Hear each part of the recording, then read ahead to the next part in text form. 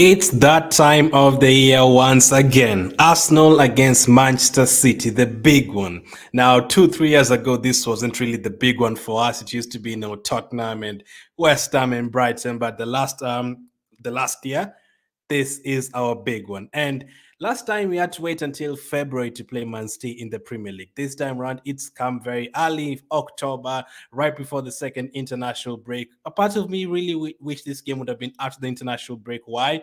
Because of the injuries, mainly because if Saka and Partey play in this game, for example, their international teams are going to pick them, and Saka has actually already been selected for England. So if he plays in this one, he's going to go and play for England as well. And then my fear is him coming back with another injury. So it would have been ideal to have someone different like this week, maybe a Sheffield United, no disrespect to them, to afford the likes of Saka and Partey even more rest so that they don't get picked by their countries. And then after the international break, they play. But hey, the game has been arranged like that. We are going to play Man City in October. No excuses. I think it's actually good for us as well, since the likes of Rodri will miss the game and the likes of De Bruyne will miss the game. Two players who always have good games against us. Two players who've both scored in the last two games at the Emirates Stadium. So this is going to be a huge one.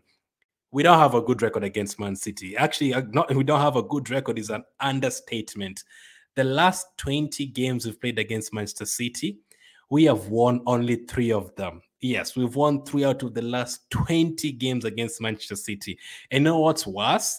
In those 3 games that we've won against Manchester City, none of them are even in the Premier League. One of them was recently in the Community Shield, and before that, it was twice in the FA Cup. So in the league, we've absolutely struggled against these guys, man. We've absolutely struggled against Manchester City. The last time we beat them at the Emirates Stadium, which is where the game is going to be held this weekend, was in 2015.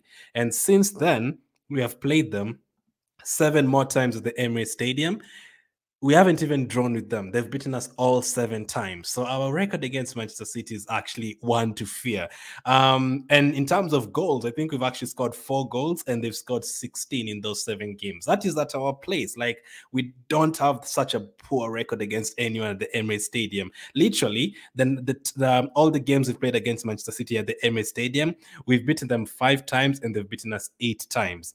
I don't think, from the top of my head, I don't think there's any other team that has beaten Arsenal more times at the Emirates Stadium than we've beaten them at the Emirates Stadium, like in the Premier League. Chelsea come close. I think Chelsea have beaten us 6 times. We've beaten them 6 times at the Emirates Stadium. Hopefully, this season it's 7. We hopefully beat Chelsea this season and it becomes 7. But Man City, they've beaten us more times than we've beaten them at the Emirates Stadium. So they've absolutely dominated us. There's a time we had a good spell against them. We won a couple of games around 2015, I think 2014, 2015.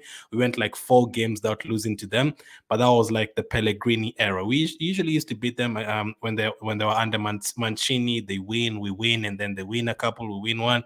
Same with Pellegrini. But since Guardiola stepped foot to the Etihad, our record against them is terrible. It's not like it's only one manager and few at the same starting 11. No.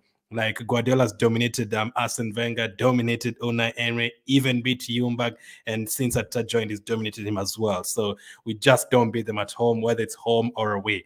With other teams, I remember we went a lot of years without beating Chelsea at Stamford Bridge. Recently picked it up, but we used to beat them at the Emirates Stadium. Man United, we don't usually win at Old Trafford, but we beat them at our place. Same with Tottenham. Liverpool had a few years where they usually beat us a lot, but before that, we used to beat them home and away as well. But Man City, it's been a long time since we enjoyed a win against Man City, let alone the last time we beat them 2 games. Like, if we go and start talking about the last time we beat them 2-3 Premier League games in a row, it must have been years. So this is a chance, though. This is a chance to finally get the better of Man City. Last season, we thought we would get the better of them, especially at the Emirates Stadium, but they came to our place. Mistakes once again cost us. Missed chances once again cost us. At their place, they absolutely dismantled us. Like, from the first minute, it looked like they were going to trash us, and they did. In those 2 games, they beat us 7-2. Now, I've seen some people saying, you know what, Man City usually turn up in the second half of the season, which is true. The last 3 games, they've lost 2 of them.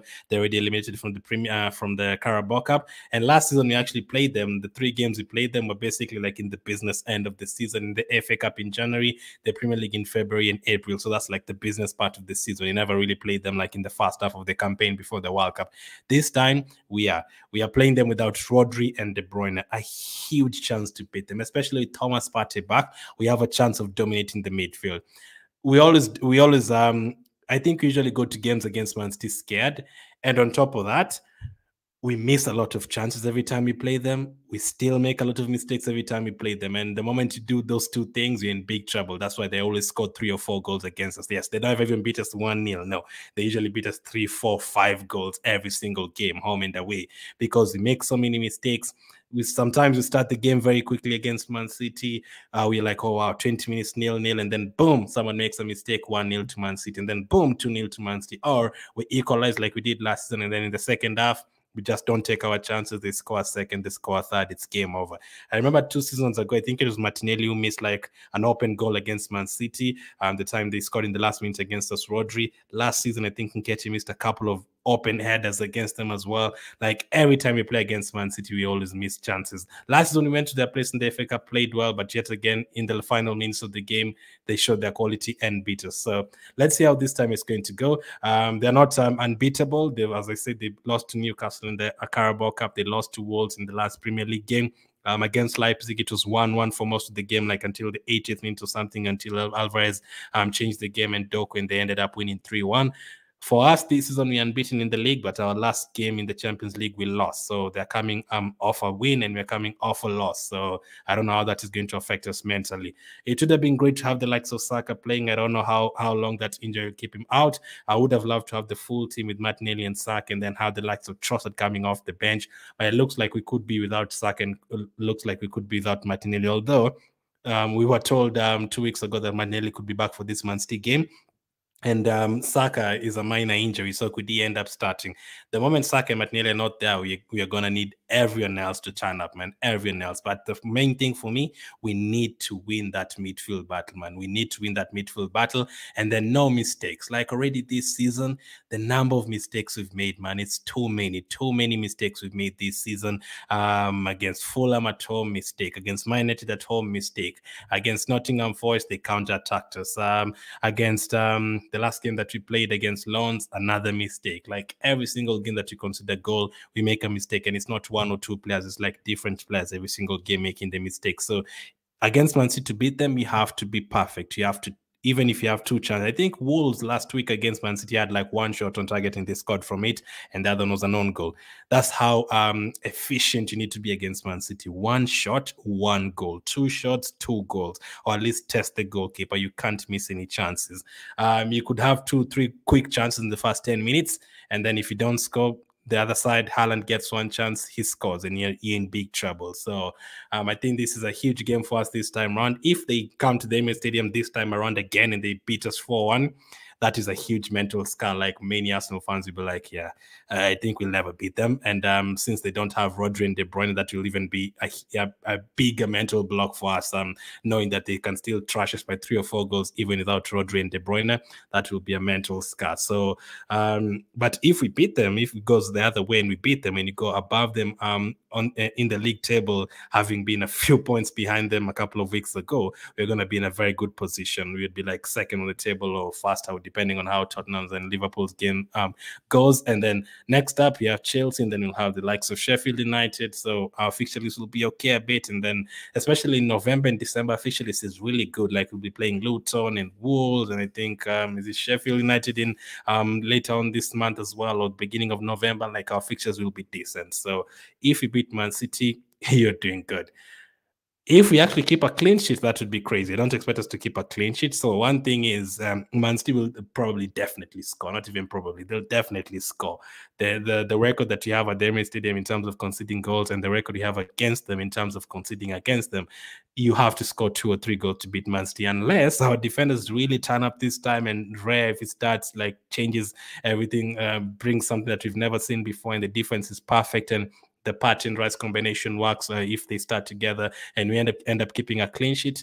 Remember, if you keep a clean sheet, you can't lose the game. So there's that as well. So let's see how it goes. So which kind of lineup would I go for this match? It's going to be very interesting, but let's go to my starting 11. So Many of our players are available. I still don't know if Martinelli and Saka are available, but my worry is if Saka is not 100% fit, I'm not even sure I'm going to start him because I don't want us to lose him for 4 months. That's what I don't want. We need to turn to other players and tell them, listen, you have to turn up this time round. But let's start with the goalkeeper. My goalkeeper, I think I'll go with David Dreyer. Made a huge mistake against Lons, but I think he's now a fast choice goalkeeper. The defense is getting used to him, so I think you just have to start him. He's definitely better in terms of kicking, and he's definitely better in terms of aerial balls. I still think Ramsdale is very good in terms of shot stopping, probably even better. But in terms of aerial balls and kicking and passing from the back, I saw it against Bournemouth last week. Like, he can put you in the attack right away, like with just one pass. So I'm going to start him in goal. The back four, I don't think there's too much discussion. I'm going to go with the same back four: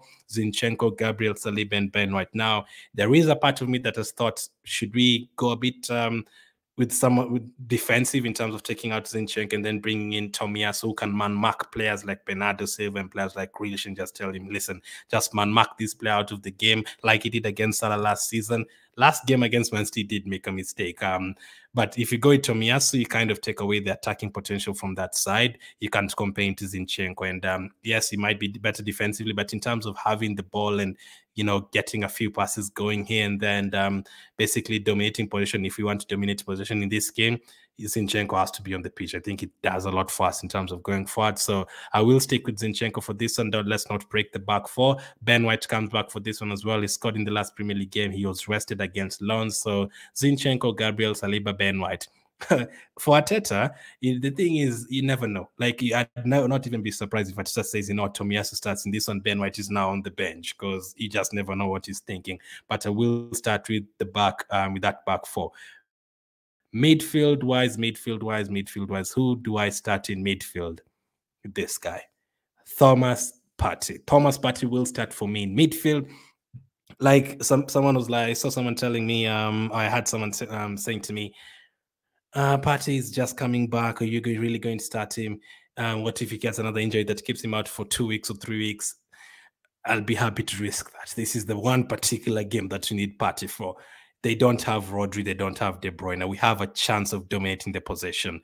If we go for like Havertz or Vieira, I think it's almost the same. Like, if they go for Bernardo Silva and they go for Kovacic, they will be stronger than us. If they go for Kovacic and, let's say, Calvin Phillips or someone in midfield, they will be stronger than us. But if we go with both Partey and Declan Rice in our midfield, which I have gone for, in front of Partey, Declan Rice as our number 8, and Odegaard next to Partey and Declan Rice.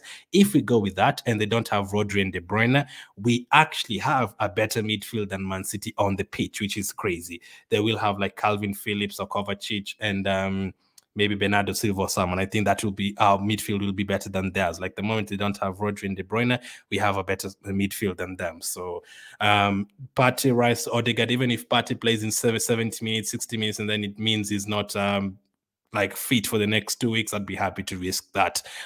But the problem is, the worry is that he's going to go and play for Ghana, and they're playing friendly matches. Hopefully he doesn't get injured there. But this is the one particular game that I feel like we really need Partey. The other games against Sheffield and Chelsea coming up, I think we can deal with the likes of Rice and we can still win just Rice there. But this one, Partey and Rice together, you can basically ask Partey, just, protect the defense and then get the ball, help us in the transition, give the ball to Odegaard, give the long passes to whoever is playing on the right side or the left side, or give the ball to Rice, who's very good in terms of carrying the ball forward. And in terms of defending, you can basically ask Rice to see those interceptions you make in our final third, and those tackles you make in our final third, make them in Man City's final third and push them into making mistakes, push them into making errors in their own side. And then after they make a mistake, you basically have like one man to beat or one pass to make, and you're in. You just put in a cross and you have a chance. So Declan Rice could really help us in terms of that, like defending from the front. And then sometimes when they have a bit of possession in midfield and stuff, Rice can drop back in and you basically play a 4-2-3-1 with Odegaard in front of them and Rice and Partey in midfield. Like, that is fantastic. And when Rice goes forward a bit or goes to the left side to protect when Zinchenko comes into the midfield, Partey is still there. And the way Zinchenko plays as well, we basically have a midfield of Zinchenko, Partey, Rice, and Odegaard up against, let's say, Calvin Phillips. Who's going to play there? Calvin Phillips, probably it's so hard to predict their squad as well. Maybe Foden will play there as well.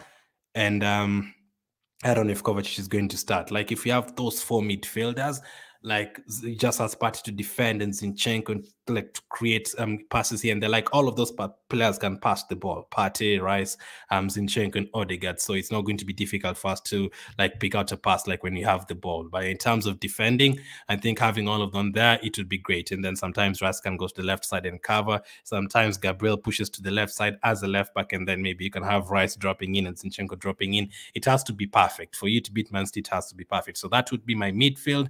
In terms of the left wing, let's go with the left wing. Who would I start in the left wing? We've seen Jesus playing there recently. We have the option of playing Nelson there. We have the option of playing Smith-Rowe there. We have the option of playing Ketty there. We have the option of playing Trossard there.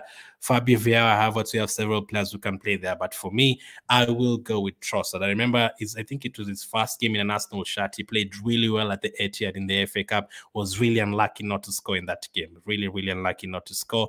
Could have had 2 or 3 goals in that match. So I will start him in this one. Even if Martinelli's fit, I don't think he's like fully ready to start the game. So I will go with Trossard on the left side.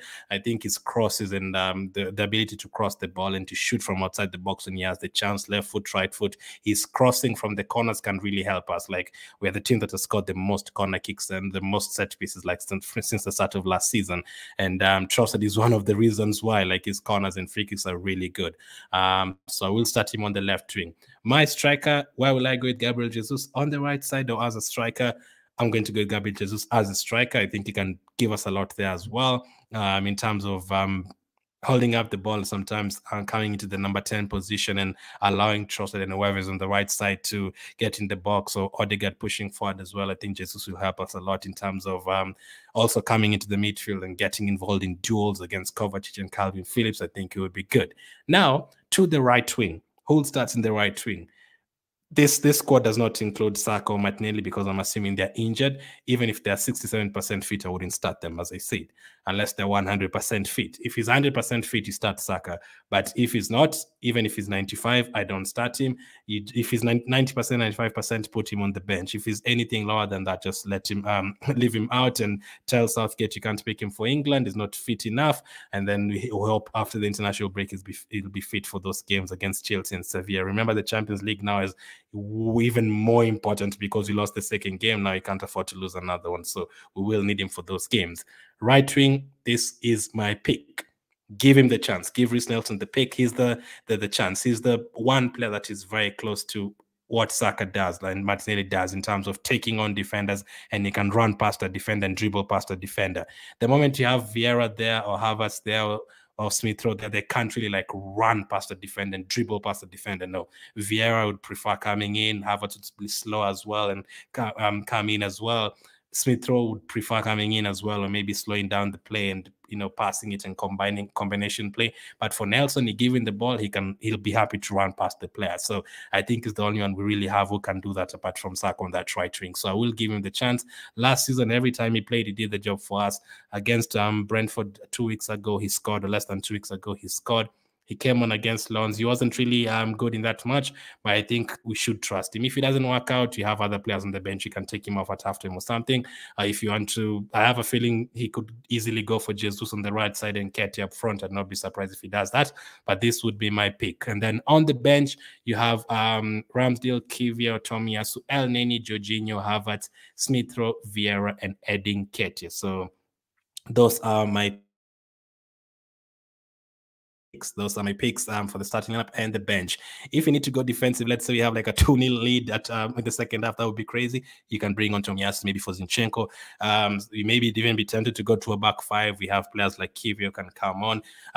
If you need control, Jorginho hopefully doesn't make any mistake again. He can come on. If you need any attacking force, if you're losing or drawing, then the likes of Ketty and Smith, I guess, and Havertz can come on. But hopefully this team works, because I don't really want us to tamper with that midfield, Partey, Rice, and Odegaard. Then I want them to play 90 minutes. So that means we can only replace even Jesus. I want him to play most of the game. So we can really only replace Trossard, Nelson, and Zinchenko in this particular game. So that means Tomiyasu and maybe Havertz, Smith-Rowe, Vieira, someone to come on the wing. But I'm really happy this team hopefully can get the job done. What is my prediction for the match on the next section? That is where my prediction will be. Let's start with what my predictions were for last week and how I did. So these are my predictions for last week. I definitely did not go for Aston Villa 6-1. I went for 2-2. It ended up being 6-1 to Aston Villa. That was a crazy result. I don't think anyone expected that particular result. The Premier League is crazy. Like, I think Aston Villa have beaten Brighton. Brighton have beaten Newcastle. Newcastle have beaten Aston Villa already this season. Like, it's all like crazy. The second game, I went for Arsenal to beat Bournemouth 3-0. I was very close. Ben White scored very late on. It was 4-0. So I got 1.5 points for that one. I didn't go for Luton to beat Everton. Shocking result. Actually, 2% went for Luton to beat Everton. I went for Everton to win 2-1. Luton won 2-1, the first win in the Premier League. Man United Crystal Palace, I was actually dumb enough to give Man United a win. It ended up being a 1-0 Crystal Palace win. Newcastle Burnley went for 4-0, expected more goals, but Newcastle won 2-0. I think that's a good, decent result for Burnley. They didn't really get trashed. West Ham Sheffield went for 3-1. It was 2-0. It was a 2-goal margin, but Sheffield didn't score and West Ham didn't get 3. I didn't go for Man City to lose. I went for Man City to win 3-1. Wolves won 2-1. Thankfully, they won that match. Tottenham Liverpool, I went for a 2-2 draw. Should really have been a 2-2 draw. Listen, if they gave Diaz the goal, it should have been a 2-2 draw to have gotten this prediction correct. Nottingham Forest Brentford, my first correct result in this one, or correct score, went for 1-1. It was 1-1. I went for Chelsea and Fulham to draw 1-1. Chelsea won the game 2-0. And then my second correct score for this week was Burnley to beat Luton 2-1. It was 2-1 to Burnley. So not a bad week. Got most of the. I got 2 exact scores, and then I was just by 1 goal off in the games of West Ham and Arsenal beating Bournemouth 3-0. I went for 4-0. I went for 3-0. It was 4-0. So I only missed out by like one goal. So predictions for this week. What are my predictions for this week? Going to be a very interesting week. Let's see. Luton against Tottenham. I can't say anything else other than a Tottenham win. I've gone for Tottenham to beat Luton 3-1. As you can see, the Tottenham form, they're like no loss, and Luton already lost 5 games this season. Although the last 2 games the last 3 games they've been okay. I've watched the last 3 games; they've been okay. A draw, a win there, and a loss against Burnley scored conceded late on. But I'm going to go for Tottenham 3-1. That will mean Tottenham go top of the table. So close your eyes. Burnley, Chelsea have gone for a 2-2 draw. I wouldn't be surprised if Chelsea won. They've kind of picked up recently. But Burnley, watching them against Man United, they were very unlucky to lose that game. They hit the post. They created a couple of chances. I also watched their game against Luton. They looked decent. Chelsea could obviously turn up and win this game like 2-1. I don't think it's going to be like a 3-0 or 4-0. No, I think it's going to be the 2-2, or if Chelsea win 2-1 or something. But I'm going to go for a 2-2. Everton, Bournemouth, I'm going to go for 1-1 draw. Bournemouth wasn't impressed with them when they played us last week, but Everton as well, they're looking very shaky. And another home game. Everton already lost to Arsenal at home. They've already lost to Fulham. They've already lost to Everton. They've lost to Luton. So Everton's home form, they've lost all 4 games. Absolutely terrible. And Bournemouth are still winless. So if Bournemouth win this game to pick up their first win, I think there's going to be a meltdown at Everton. But I'm going to go for a 1-1 draw piece for both. Fulham, Sheffield, I'm going to go for Fulham 3, Sheffield 0. Absolutely not impressed by Sheffield. If they want to like kickstart their season, this is a game like they need to win. Fulham are not like amongst the top 8 teams or anything like that. They usually beat teams that they need to beat, like the likes of Luton and Sheffield at home. But with the likes of Mitrovic gone now, not really convinced with their performance against Chelsea. I'm going to go for Fulham to beat Sheffield 3-0. Next up, Man United Brentford 1-1 draw. I'd not be surprised if Brentford won this game as well. Like Man United are all over the place. They've already lost like 6 games this season. Terrible. Next up, my Crystal Palace Nottingham. I've gone for Nottingham to surprise Crystal Palace away from home 2-1. Nottingham Forest this season, I think they played really well at Arsenal. I think they played really well at Chelsea. I think they played really well at Man United. So I'm going to go for a 2-1 win against Crystal Palace. So maybe not played well. They played well in the first half against Man United, and they played well in the last like 20 minutes against Arsenal, but they picked up decent results. They only lost 3-2 to Man United, only lost 2-1 to Arsenal, and beat Chelsea away from home. Next game, Brighton, Liverpool. Have gone for game of the week here. I'm going to go for a 3-3 draw. I think it's going to be end-to-end stuff. West Ham, Newcastle have gone for a 2-2 draw. West Ham won the Europa League game away at Freiburg, good result, and Newcastle absolutely trashed PSG. Newcastle have beaten Man City. They beat Sheffield 8-0. They've beaten PSG, like if they went to West Ham and won this game, like they will be very serious. Like good thing like they lost the first 3 of the first 4 games, otherwise it would have been up there. Aston Villa, Wolves, this is a derby. I'm going to go for Wolves to lose this one. Aston Villa 3-2. It could easily be a draw. Wolves just recently beat Man City, but that's the Premier League for you. Like Wolves can just beat Man City, and the very next week you can see Aston Villa beating them 5-0. Aston Villa won 6-1 against Brighton, so I'm going to go for 3-2 here. And then the final game, I have gone for Arsenal 3, Man City 3. Oh my goodness. Like right now, I'm thinking that is a lot of goals. I'm thinking, I was really thinking of going for Arsenal to win this one 2-1 or 3-2. I think it's going to be a 1-goal margin, but I have gone for Arsenal 3, Man City 3. That is my prediction for this one. That's a lot of goals, I know, but considering we consider a lot of goals at home, 2s and 3s, Man City with Foden, Alvarez, and Haaland, they could get a lot of chances. Hopefully do end up winning, but I've gone for a 3-3 draw in this one. If you're to push me to go for a win, I'd go for Arsenal 3, Man City 2. But let's be realistic. I'm going to go for 3-3 draw. Let's see how it goes. If Saka does, and listen, I've gone for 3 goals without Saka playing, and Martinelli playing, but that's because of the likes of Odegaard and Jesus. But if Saka plays, maybe that could push us through this game with Ben White on the right side and all that. So I've gone for a 3-3 draw there. Because of our record in conceding goals, and hopefully we can get a couple here as well. But hopefully we do win, but 3-3 draw is my prediction. That's a lot of goals. I just realized that. I made that prediction yesterday. I just realized right now that is a lot of goals. But that's my prediction. Let me know your predictions for this week. Thank you for watching, and I'll catch up with you guys on the next one.